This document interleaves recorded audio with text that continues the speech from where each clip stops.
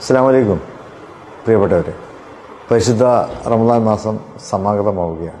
അല്ലാഹു ബാരിക് ലനാ ഫി റജബിൻ വ ശഅബാൻ വ ബല്ലിഗ്നാ റമദാൻ.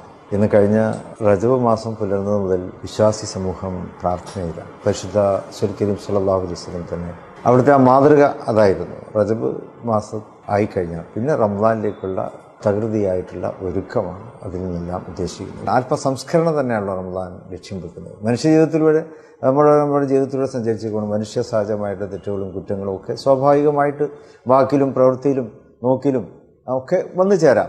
അപ്പോൾ അതിൽ നിന്നൊക്കെയുള്ളൊരു മോചനം തന്നെയാണ് റമദാൻ നമുക്ക് നൽകുന്നത്. എല്ലാ തെറ്റുകളെയും കരിച്ചു കളയുന്ന മാസം എന്നുകൂടി റമദാന് അർത്ഥമുണ്ടല്ലോ. പ്രതീക്ഷയുടെ മാസമാണ്, സംസ്കരണത്തിൻ്റെ മാസമാണ്. റമദാനിൽ സാക്ഷിയാവുക എന്നുള്ളതൊരു വിശ്വാസിയെ സംബന്ധിച്ചിടത്തോളം ഏറ്റവും വലിയ അനുഗ്രഹം തന്നെയാണ്.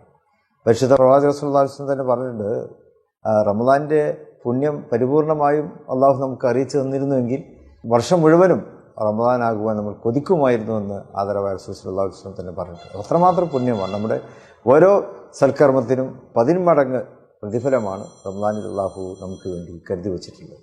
ലോകത്തിന് മുഴുവൻ നന്മ പ്രകാശിപ്പിക്കുക എന്നുള്ളതാണ് വിശ്വാസിയുടെ കടമ. സത്യവും സമാധാനവും നീതിയും അതുപോലെ തന്നെ സഹജീവികളുള്ള സ്നേഹവും ഇതര മതസ്ഥരുമായിട്ടുള്ള സൗഹാർദ്ദവും ജീവിത സുരക്ഷയും സ്ത്രീ സമൂഹത്തോട് അങ്ങേയറ്റം ബഹുമാനത്തോടെ പ്രവർത്തിക്കേണ്ട കാര്യങ്ങളും ഇതൊക്കെ പരിശുദ്ധ ഖുർആനും സുന്നത്തും നമുക്ക് വ്യക്തമാക്കി തരികയാണ്.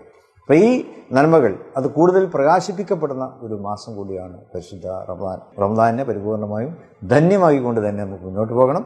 റമദാൻ്റെ ആദ്യ പകുതി എന്നുള്ളത് റഹ്മത്തിൻ്റെ, കാരുണ്യത്തിൻ്റെ ആദ്യ പകുതിയാണ്. രണ്ടാമത്തെ പകുതിയിലാകട്ടെ മഗ്ഫിറത്താണ്. രണ്ടാമത്തെ പകുതിയിൽ നമ്മുടെ മഗ്ഫിറത്ത്. മൂന്നാമത്തെ പകുതിയിലാകട്ടെ ഇത്ഖു മിനന്നാറാണ്, നരക വിമോചനത്തിൻ്റെ നാളുകളാണ്. അപ്പോൾ അള്ളാഹു എല്ലാം ഒരുക്കി തന്നിരിക്കുന്നു. ഇനി അതിലേക്ക് നമ്മൾ ഗൗരവ ബുദ്ധിയോടെ തന്നെ അതിനെ പ്രയോജനപ്പെടുത്താൻ നമ്മൾ തയ്യാറാവുക. അള്ളാഹുവിൻ്റെ എല്ലാ അനുഗ്രഹങ്ങളും എല്ലായ്പ്പോഴും നമുക്കുണ്ടാകുമാറാകട്ടെ. ആമീൻ. അസ്സലാമു അലൈക്കും.